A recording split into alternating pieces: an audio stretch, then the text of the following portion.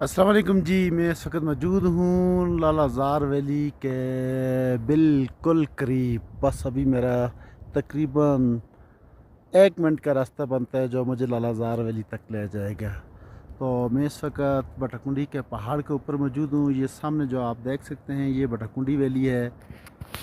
یہ برج ہے اور یہ جامع مسجد ہے، بازار ہے بٹاکنڈی کا. یہ ہوٹل ہے اور یہ ایک نیا ہوٹل بن رہا ہے شاہ داؤد.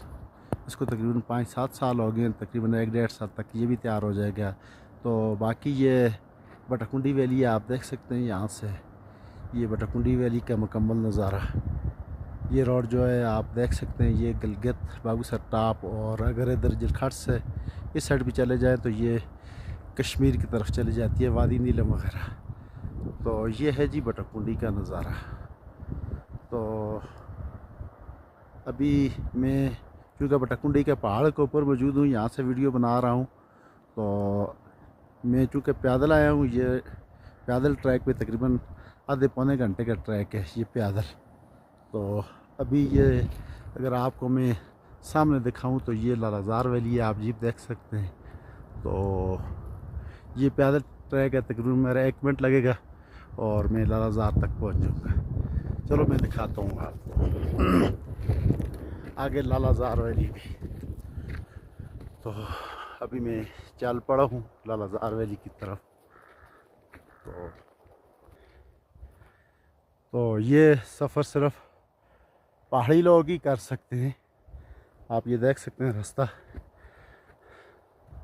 کیونکہ یہ کافی مشکل راستے ہوتے ہیں. تو ابھی میں تقریباً پہنچ آیا ہوں لالہ زار ویلی. تو آپ دیکھ سکتے ہیں ماشاء اللہ سے جی، یہ لالہ زار ویلی کا بہت ہی پیارا اور دلکش منظر.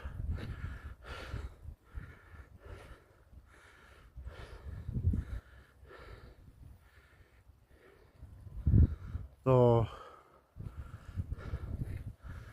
امید ہے کہ میری یہ ویڈیو آپ کو پسند آئے گی. دعاؤں میں یاد رکھنا. ملیں گے ایک اور نیکسٹ ویڈیو کے ساتھ. اللہ حافظ.